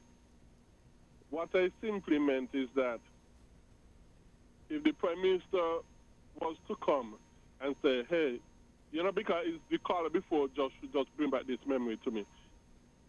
So what I really meant was that if the Prime Minister come and say that you know, he made a wrong decision concerning the Haitians and he's going to correct it. What I simply meant by that, if he come and do those things, and if he come and ask for forgiveness, what I simply meant is that, yes, he will be. I believe he will be forgiven. Well, at least by me. I could only talk for me. That I will forgive him. Well, me, Me, I've already forgiven him, but I won't forget it though. You know, there's the saying. There's the saying in the Bible that you believe. It says, "Forgive them, for they know not what they do." Mm-hmm. Yeah. Yeah. And what I really meant, and I think my wording was wrong. So I may try we wrote it properly. This is the correction I'm now making and that sort of stuff. You know. So that is what I really meant. And not that we wouldn't forgive him literally, or at least not that me won't forgive him literally, but that I would not forget it so easily. And let me also say something. Forgiveness does not necessarily mean that you still does not pay for your wrong actions, because even though you're forgiven, you still need to pay for your wrong actions. Depends on what your action is. For example, if somebody come and, let's say, beat up a child of yours, and they come and say, Quint, you know, I was wrong, please to forgive me, and that sort of stuff. Well, okay, they come to me. I mean, not usually. They come to me and say, well, Greg, you know, I was wrong to beat up your child and that sort of stuff. Please to forgive me. Depends on how badly you really beat up my child and that sort of stuff. I would tell you, yes, I'm going to forgive you. But you still need to pay for your actions. So forgiveness doesn't necessarily mean you don't still need to pay for your actions, because you can be forgiven and you still need to pay for your actions. And so even if the Prime Minister come and say, well, you know, forgive me and that sort of stuff, you know, that does not mean that, his actions still might not have certain repercussion, because they might still have certain repercussion because you should not have made it in the first place, even though you are now forgiven. So all of that is what I really meant, you know. But of course, if somebody come and ask for forgiveness, we are supposed to forgive that person, especially if you say you're Christian. No matter what the person have done to you, or whoever close to you, still supposed to forgive the person. The person come and ask for forgiveness. But that does not mean that the person might not still face the repercussions of the action, because they might still have to face the repercussions of the actions, even if you forgive them, and you will not easily forget the past. So yeah, that is what I wanted to clear up. And it really, really boggles my mind how the Prime Minister could really make the Haitians an exception. I mean, I've tried to think at it from all kind of different angles, and I still can't come how he made the Haitians them an exception. But like I said before, he just, to me, it was a casual thing. Like, he felt like it was something casual. It was something he just could do, because who defends the Haitian, you know? So he just felt he could just, I don't think he thought it out. It is something that was imposed on him. I think the U.S. has said to all of these other islands leaders that these are some of the things that they want, and he felt comfortable just throwing that out there, because who defends the Haitians? Well, Quint, I'm going to be quite honest. I don't even believe the U.S. told him everybody else except the Haitians. I think that is something his administration came up on its own. Okay. No Haitians. Okay. That's my personal. I don't even think Trump tell him, you know, everybody except the Haitians. You got to make a no. I don't think so. Well, if he came up with it on his own, and I don't know, if he came up with it on his own, that makes it even worse. I think because why would Trump care whether you take Haitians yes or not? I don't think Trump care about that. Trump just care about getting them off your hand. Yeah, but he also I think he's he cares because it's just about telling you to do what they want. Yeah, yeah. When a bully picks on you, they just pick on you because they can, or they feel they can. They tell you to do something that seems insignificant, but their real motive is to make sure that you do what they want. Yeah, but I still don't see no reason why Trump would say to him, because I don't see in any way why Trump would care about that. All to me, it seems that all Trump is care about is that they take the deportees, and not whether the Haitians or whatever. Just take the deportees. Okay. And as he said, as our Prime Minister said, it was for security purposes. Okay. So that's why he come up and they come with it on their own.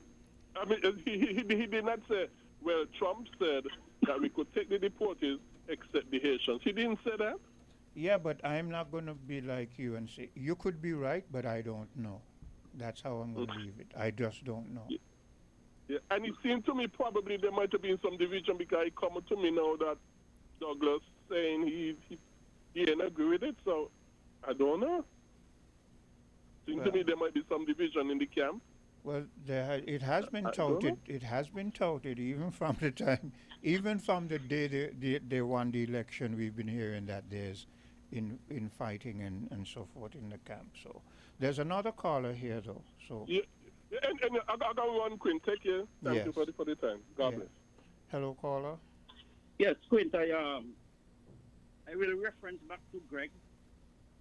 I will affirm and I will condone with his commentary. Trump have nothing to do with this. You see, we in the Caribbean, we stereotype each other. And I believe that Haiti has been stereotyped as Caribbean people for their practice of, they call it voodoo and voodooism. Some of us home still practice it. But let me clear, Donald Trump had nothing to do with what uttered from our leader. I'm not gonna try to defend Donald Trump in any way, right? I mean, with all due respect, even if he didn't do it, I'm not going to try to defend him. Like I said, I don't know. Maybe he didn't, but I'm not going to try to defend Trump. Trump is one of the most despicable human beings who's walking the face of the earth right now. I could understand, but that is far from fetch. That was just coming clear from our leadership mouth, and that is condemned by anyone who hear it. And like I said earlier, and I'll repeat it, the world is full of the majority of the world is full of cowards, just waiting to be exploited. And I say that to say this. A lot of those cowards are the ones who are coming up now and jumping on our Prime Minister. I'm being consistent. You understand? You say something, I don't agree with it, I say it. Well, but I'm not going to, a lot of these people who are coming out, you don't hear them. All these people do is wait for other individuals in the world to be going through a weak point, and they jump on it, they stamp on you, they tear the wounds open. That's all they do. Well, there's an experience in everything, for the first time. When I first started talking on media, radio shows, I had butterflies in my stomach because I don't know if my words going to be sound. I sound awkward. I fear of the criticism. But I had to get it to continue. And I'm telling you, I am free flow. And that's what those who are deemed to be cowards, they need to brave their conversation of dialoguing, and they could become effective just like us, whether they speak nonsense or they speak sense. But some people, they just prefer to stay behind the cloak of anonymity. Let me say this. The day the majority of the people in the world become brave enough and bold enough, we'll see a change in the world. The day the majority of the people reach the point where they feel, look, I know there might be consequences for what I'm going to say, but I feel it. It is a conviction of mine. I believe in it, and I'm going to say it. The day the majority, let me repeat again, the day the majority of the people start expressing themselves, our leaders will do an about turn. Our leaders will continue to be the way they are because they realize, just like me, they study this thing, that the majority of the people in the world are like sheep waiting to be slaughtered. And you are correct. And if one were to brave and become brave over fear, utterance, our leaders will be more in line, but and the majority who are silent. Look at what you said. If others listening would look at what you said and do the same, the world will be a better place. Because look at what you said. You said, look, I had butterflies. I felt afraid. I didn't know people were going to take it. Everyone feels that way. I must have felt that way years ago, but that would have had to be a lot of years ago, right? But it's about making that first step. It's about saying, okay, let me try this, and you don't have to be long. You can just be, it's like when I used to go to church, and they tell you to get up and make a testimony, right? Oh, yeah. And I remember as a young boy when I first started to do it, I made it as brief as possible. I would get up and say things like Jesus wept and then sit down. You know what I'm saying? But in doing that, I realized, hey, it wasn't so bad. And then I made my sentence, and maybe I might have got him and say, for God said he loved the world so much that he gave his only begotten son. You understand? And you become a little bolder, but it's to make that first step and stop waiting in the background for when you see somebody wounded and everybody's maligning them and castigating them, and feel that is the time when you should come in and pelt your stone and bite them and kick them when they're down. No. See, one have to be himself, and one has to go ahead.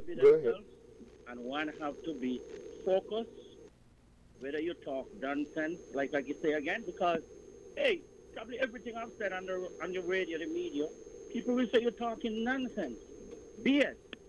But guess what? He ain't going to stop me. I used to be a guy who's afraid to eat in front of people. I put my hand over my mouth, put a paper bag or whatever. And look, give me my knife and fork and my, just like a dining, well set. And I do it bravely. Yeah. Now, I don't even remember that used to happen to me. Yeah. So, one got to come out and utter their sentiment. Move forward. Yeah. Thank you. Okay. Once again. Hello, caller. Yes, good morning. Good. Yes, the caller is absolutely right. Yeah. If you're gonna speak your piece, you speak your piece. Speak it. And everybody's not gonna agree with you. I mean, as a matter of fact, sometimes you're the only one with that kind of that opinion. Yeah. So what? Yeah. You speak your piece. Mm-hmm. What you and Greg though was talking about just now. This thing with the Haitians, actually, it would be better for us if we get over it as quickly as possible. Let it not be a continuing talking point. I agree. It really does not reflect good.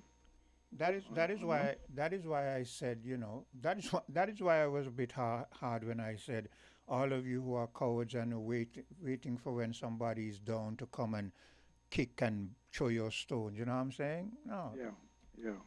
Yeah. Because there is that narrative, though, and I've seen it expressed on social media and other places, that, well, everybody is coming at us, coming down on us for the statement that the Prime Minister made. Yeah. And that we should circle the wagons and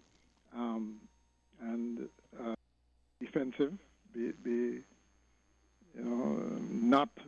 not join the narrative out there that we did something wrong. Yeah. I don't subscribe to that, right? I feel if you made a mistake, you own up to it. You don't say, well, we are all Kitishans and therefore, regardless of what one Kittishan say or do, all of us must defend it. Hold a second. Yeah. Hello, caller. Good morning, Quinn. Okay. Are you going to listen to Mr. McMahon for a while and then make your statement, or you want to just make your statement? Yeah, let me come because maybe Mr. McMahon get want to clarify his position. So what you want to do? You want to make your point? Yeah, on the same topic. Okay, Mr. Now, McMahon, I, are you I gonna? have mixed feeling Okay. about Dr. Yu's response because the truth is the Haitians were not extradited, you know. I recall Mr. Brantley talking about, you know, this call center. No, I'm not Nevis. too afraid with it. I'm not. I've heard about it, but I'm not too afraid. Yeah, what he said was Nevis said they can't get a job. But the amount of Haitians, because they allow them to stay. Yes. You say because they allow them to stay too, you know. Yes. So it would be contradictory because if you allow them to stay and then turn around and say not the Haitians, whether we believe it or not, I believe it was put on by Trump. I believe so too. I believe so too. He made some disparaging remarks about Haitians and Haiti. Yeah. In particular, directly. Yeah, about eating the cats and the dogs or whatever. About eating the dogs or eating the cats. Who eat more than the Chinese? Well, Sylvie, be very careful about. No. about. Look, they raised them. They didn't raise them like dung pan dog, as you say, you know. Yeah. Well, it is You really. If you could eat rabbit, you could eat dog and cat. It is really a part of their culture. There's a particular That's what I'm dog. saying. There's a But particular he dog keeps that forward to they them. raise Remember for when that. HIV came up? Yes. Oh, it originated in Haiti and this and that in Haiti. So it's a strategy. I don't believe, cause I'm looking back at it, I say, saying it's kept them. People saying, send them back home, send them back home. They got strong contingents in number 8, in Nevis. You understand? Yeah. So if that was the policy before, to send them back, then I would say it was Dr. Joe, but I believe it was part of the stipulation. I believe When so. somebody has power over you, because it's economic power, eh? Yes. And it might sound bad, but I believe a lot of more countries need to get nuclear weapons. I agree. I believe so. All in Africa, I say they need to arm themselves. I agree. They're not going to run into India and Israel and even Russia, because they know that there would be war. Yeah. And some of the European countries have so everybody running because when the fight starts, nobody wins a war. Eh? Yeah. So they pick on the more defenseless ones, and then our economy has been woven into theirs. So it gives them more power over us. But I believe, so Dr. Drew said what what he had to say, or what he was made to say. Of course, it sounds bad coming from him. But when you look at the background, the facts, even the Africans who came, when asked where they know, he said, well, they leave. How could they leave a country like that? And a lot of them are hired. A lot of those who come to the medical school, they don't go back. So we got to watch. But I believe, if he had said, Dr. Donald Trump, make me say it, we will still think badly of him, But as things said, there are strong contingents of Asians in Nevis and some in some parts of St. Kitts. Isn't that so? Yes. Yeah, so judging from that. That was one of the reasons why the Haitians were allowed to stay, because we were told that the Haitians here embraced them. Yeah, not only the Haitians, the people were glad to make a connection. Yeah, but we were told specifically that the Haitians embraced them. Oh, you mean those who were here already? Yeah. Those who We were. expect that. Yeah. You know, so sometimes we got to look at it look below the surface. I, for one, believe the conditions were given. The thing about we negotiating. Give you time to make up your mind. You know, it's either you do what we say or we do what we want. You know, as simple as that. Yeah. Okay, Right then. Yeah. So, Mr. McMahon, I know that you don't agree with that everyone should have nuclear weapons, but I feel that if you're going to just stay there and be defenseless, people will just come and use you. Yes, and the East Bloc, and then you had the non-aligned movement. Okay, that situation, that arrangement made for some kind of stability. Okay, it was kind of uneasy, yes, because there was a Cold War and both the East and the West was jockeying for influence in the Third World and so on. But at least there was some kind of stability there. Now you essentially have, I think we call it a unipolar world, or basically it's what the strongest one, yes, decides. It's a unipolar, okay. Yeah. Right. And so the thing is, that makes for less stability because there is no way that people want to go back to the days of colonialism and so on. But Mr. McMahon, look at what this unipolar, let's say this one power wants to do. Look at how it started in our proximity. We know what the intent is. We see now how it is reaching out. When it was first being played out, and we were speaking about the build-up of the ships and why did he bring that big aircraft carrier down here and blah blah blah, a lot of people were giving us a backlash like, hey, so why don't Maduro just give up and blah blah blah and blah blah blah. And next thing you know, they take out the man, but now they feel more emboldened. So you see what they're doing now. Yes, and that's what the pundits of North are saying too. The reason he's going after Greenland now, like this, is because he felt emboldened by what happened in Venezuela, when nobody, no part of the world, challenged him. Yeah. Okay. Yeah. But I'm wondering though. But before you go there, you see that part where you say nobody in the world challenged him? Yeah. Now, you see, this is why I made the statement and I said the majority of the people in the world are cowards waiting to be exploited. They didn't challenge him because it wasn't them. You understand?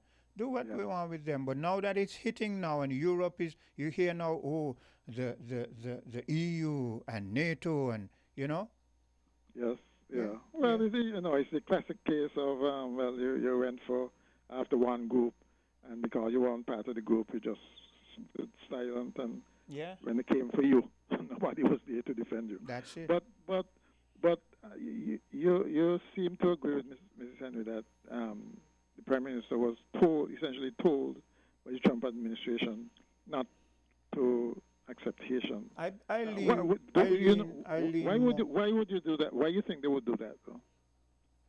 I think, as I said to Mr. Welcome, a bully does what they want to do to see how far you will go, how low you will stoop. For instance, let me give you a hypothetical. I'm a bully. I see you, right? I say to you, hey, you jump. I say, walk over there and sit down on that bench. You sit down on that bench. In my mind, I'm thinking, okay, I have him. I say, okay, jump. I say, okay, run in front of that car. You understand the extremes where I'm going to go?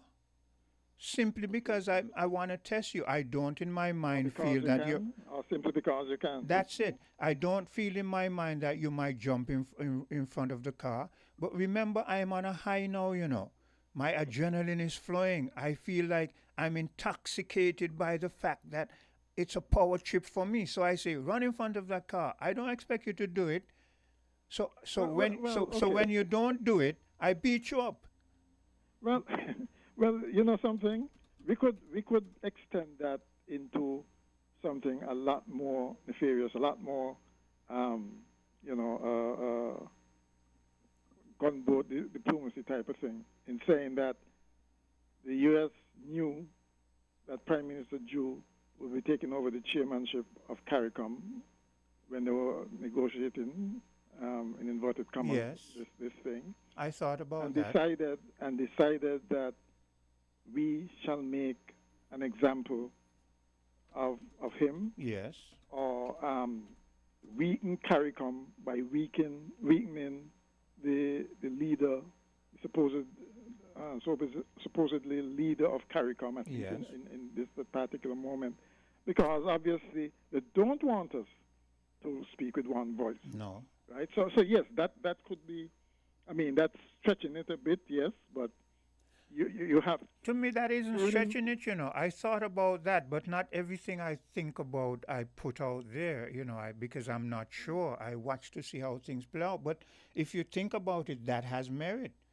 They know what is going to happen, I mean, and those guys in the State Department and so on, they think through these things. Yeah. You know, they don't just get up and do stuff. Trump might, but that is what you call preemptive measures. You understand? Yeah, that's being proactive and all of that. But you also have to wonder about our pathways to making decisions, right? Because just as they were speculating there, did the Prime Minister make it on his own, or was he advised to do it? Did they all come together and decide that this was going to be the policy? Because, you see, to be quite honest, I doubt very much that, yes, a number of the ministers inside there are green, and probably not au fait with geopolitics and that kind of thing. The Prime Minister included, I think. I would agree. I would agree, because the fact that, let's look at what you said. You said they knew he was going to take that position because they're well ahead of us, you know. They knew he's going to take that position, and they want to make him an example. He shows that he's green, because the point that Sylvine made about the Haitians being here and how it played out is a valid point. Why would you accept the Haitians and let them meld within your society, and then you're going to come and say, well, accept the Haitians? Yeah. It doesn't really make any sense. You understand? So it shows that he's green, because his greenness shows that he didn't stop and think that they were way ahead of him. He just took it on the merit of, okay, they tell me to say that, and I'm going to say that. He didn't stop and think, look, why would they tell me to say that? Okay, I'm the leader of this now. Oh, okay. You understand what I'm saying?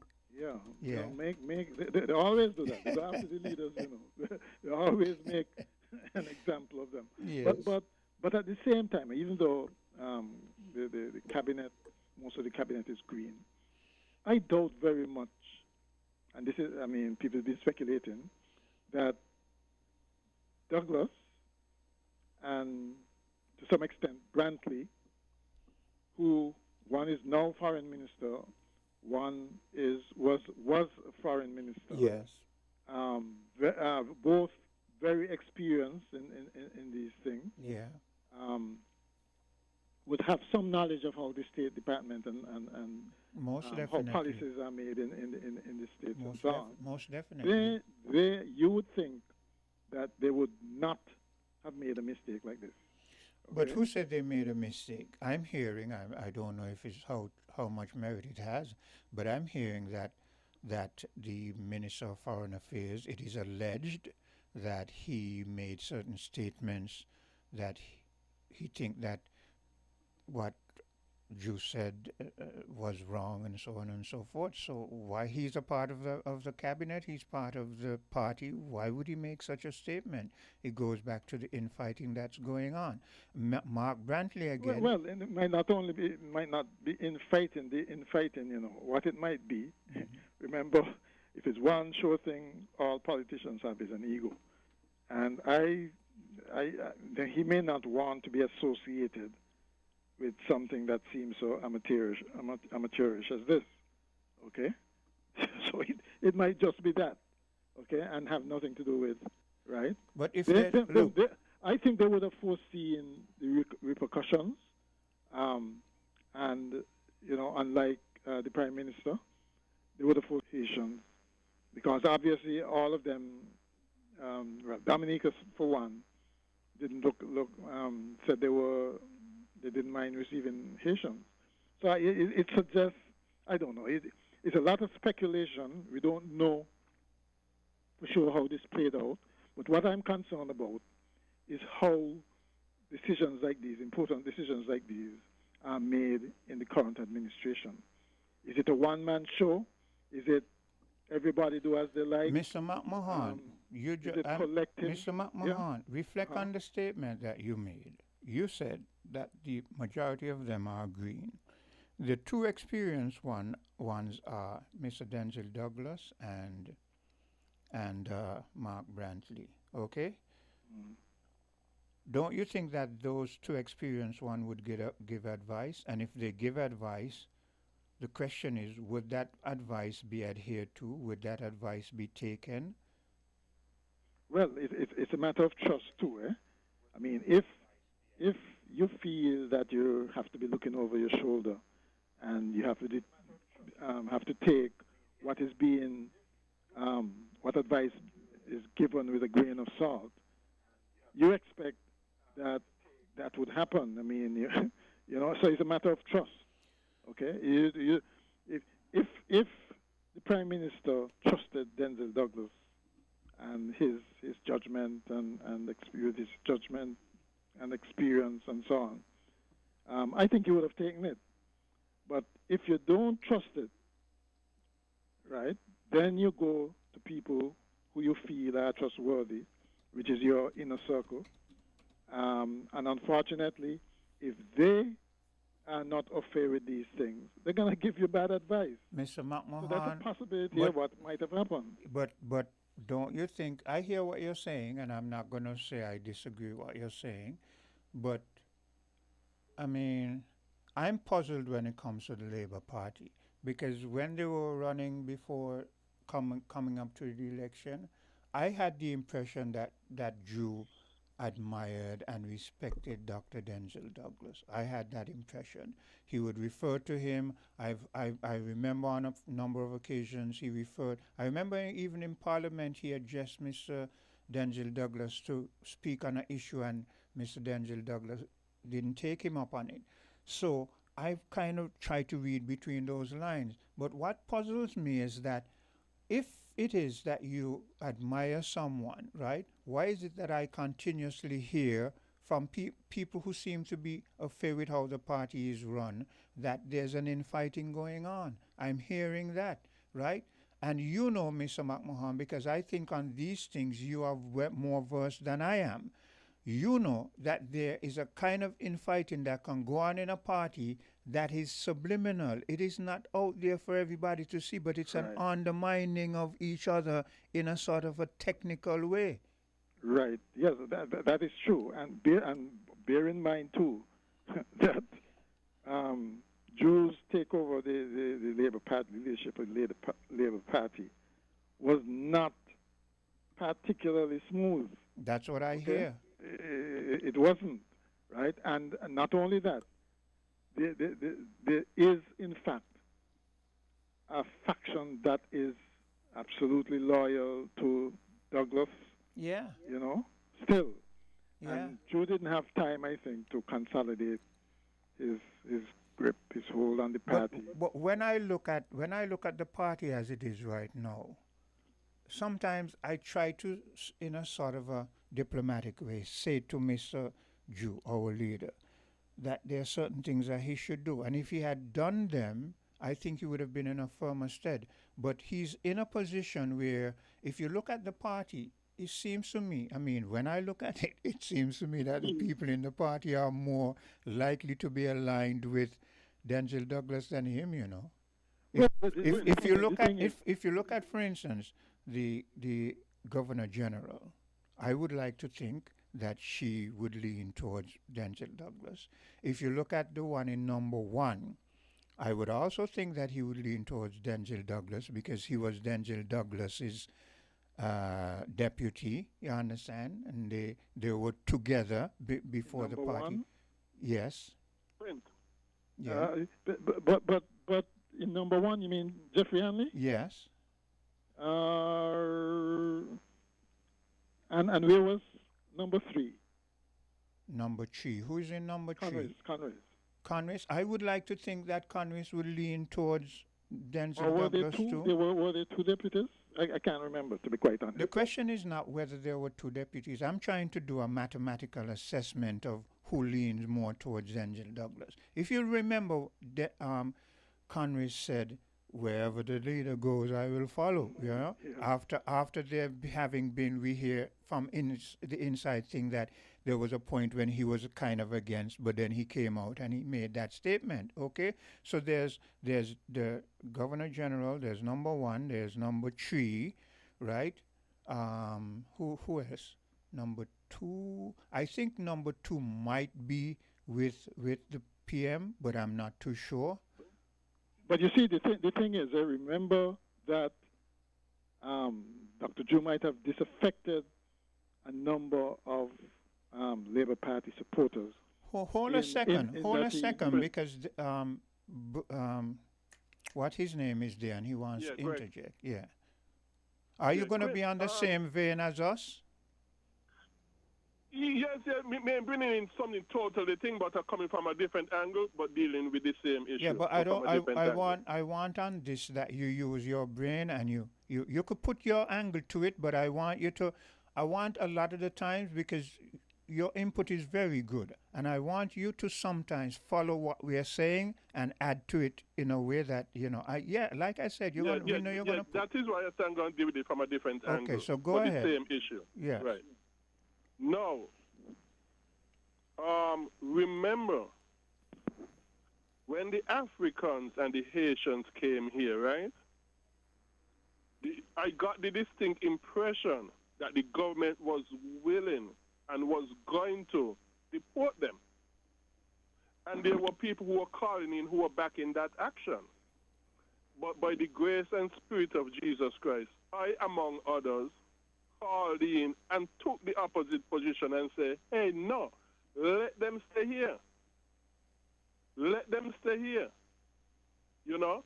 And I think that is the reason why the government eventually I let disagree. the Africans I hear what you're saying. and the Haitians. No, I hear what you're saying, but I disagree with you, because I listened to the Prime Minister too.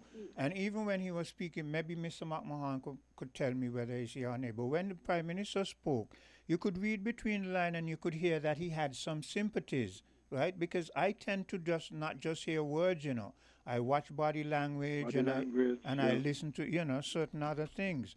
So I disagree with you, but I know you're going to put the Jesus Christ and give it the credit. But that was my but you're right. But that was my impression. Yes. That the Prime Minister was more leaning towards getting rid of them. Now, I am saying, but like I said, some of us called in against that, others called in for it. But come back to the Prime Minister, the PM, okay? If it is that Trump told him, take care everybody, but make an exception for the Haitians, okay?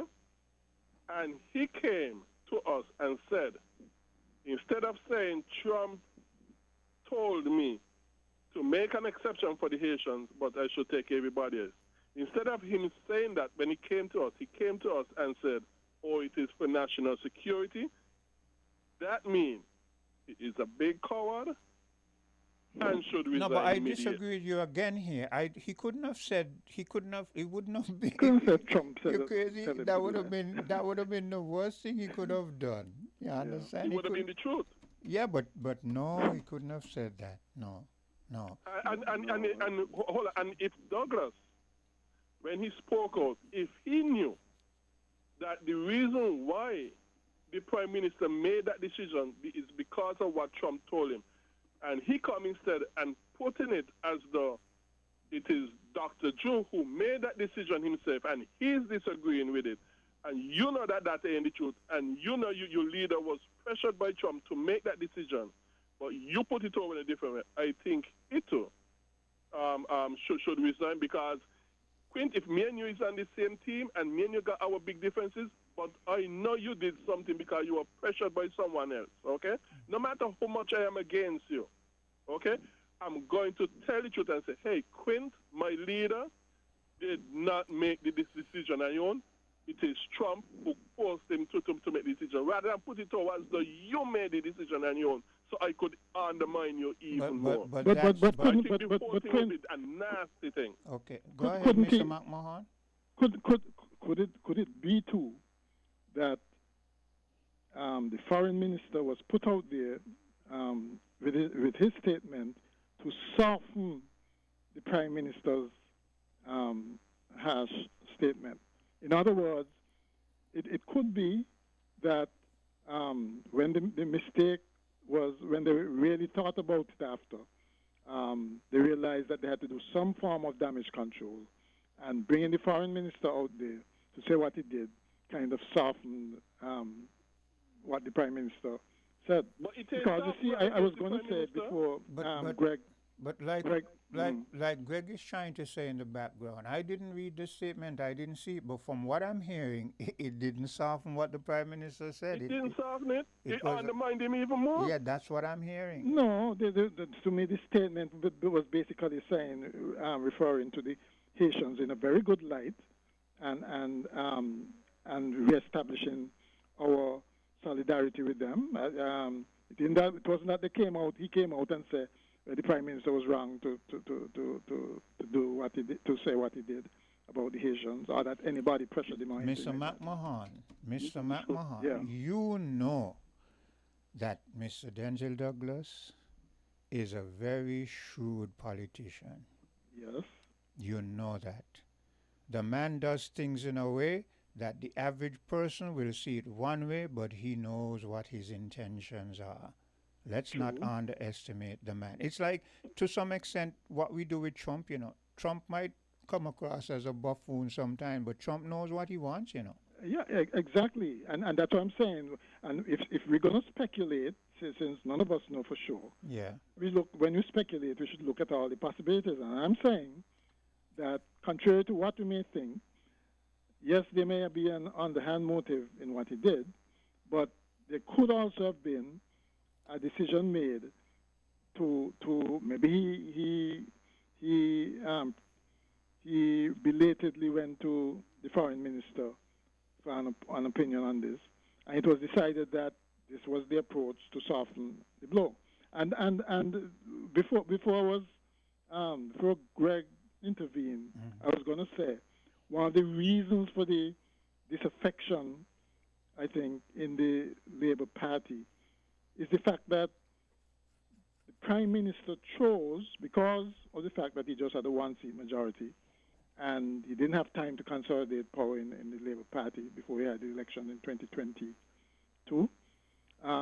he chose to align essentially with Brantley, who we all know had quite a bit, has no affection for the Labour Party, right? And the fact that he chose to do that, I think, might have irritated. I would agree with you. I would agree with you. I would agree with you. Could I ask McMahon a question? Sure. I'd like to ask McMahon a question. McMahon, let me ask you a question. You know, right, that the PM has accused Timothy and his brother of all kind of criminal action.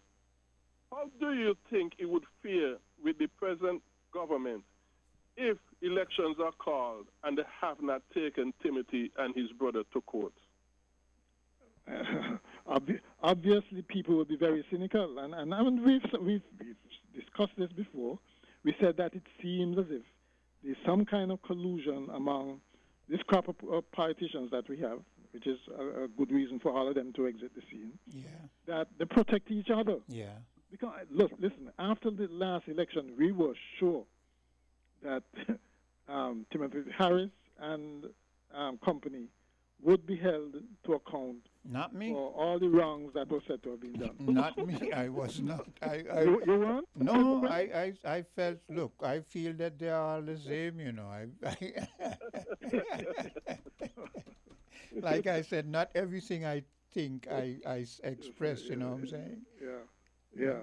But Such a big deal was made of it. It will cause them to lose votes even more? I don't think so. Well, there's that factor of people forgetting these things, and that's is where what I was thinking. Campaigning. Yeah. But that is where campaigning come into play, Quinn. Yeah. Because the opposition can easily remind them. Yeah. Of what was said. Right. There's recorded things of what they've said. Yeah. And they just have to keep throwing that out there too. Yeah. Because you don't think Timothy would say, "Hey, you accuse me of criminal thing, and yet you didn't take me to court. You are lying." You don't think Timothy would use it to his advantage? Maybe and maybe not. But that's why I said that's where campaigning come. Of course, he would use that. Okay. As for the impact, though, right? I suspect that people are going to vote to a large extent on their circumstances at present. Yeah, the economy. That is and that is why some people are saying that there's going to be an early election, because things going to get, especially with these deficit budgets, things going to get worse before they get better. Yeah. Right. And so it's probably better to have an early election rather than letting it play out and then things well, get not worse. letting it play out, but give people the bitter medicine, whether it's increased taxes or reduction in government expenditure and those kinds of things. You don't want to go into election in that kind of environment. Yeah. So it's going to be interesting to see how they handle this in the final analysis, whether they're going to have an early election or they're going to just hang on to the end, hoping that things would improve. For me, I don't know which way it's going to go, but what you say has merit, because if you look at, for instance, what is happening with Bessessa and her party, the recent information that she's going for a loan, the way how our economy is going, that's where we're heading. And like you said, it is better to call a early election, and then when having been given the mandate, then you go for loans and blah blah blah and that kind of stuff. But it does make us our economy any better. Well, it doesn't. But at some point, we have to bite the bullet to fix it. I agree. I hear you. But let's go back to infighting, right? Let me show you a profound example of infighting with what is happening over in Mayor Motley's territory when she's calling a new election. You could imagine how the opposition feels now. Could you imagine you have a set of colleagues who you thought were going to be on your side, and now they've taken up camp and gone to the incumbent side? You understand that kind of infighting? Yes. It had to have been subtle, and then now, bam, it comes out in the open. Yeah, of course, she must have been quoting them too. Yes. Before. And when people see this type of politics, they have to say, I mean, all of them are the same. They're going to do whatever it takes to maintain power, to secure an advantage. There's no principle. But why do that, though? You had a clear majority, and you're still going to break up your opposition. In politics around here, you go for the jugular. Wow. You give no quarter. That's the long and short of it. Let me tell you this. I'm gonna make this statement because, like I say, I don't hedge on how I feel. I feel if the Labour Party had a clear majority and a clear mandate, a resounding victory. This is my opinion, not WinFM. This is my opinion. I believe that they would have called what do they call it? Vote of no confidence against Drew, and change and pick whoever. I believe they would have done that. If they had a clear but Gwen, why you think he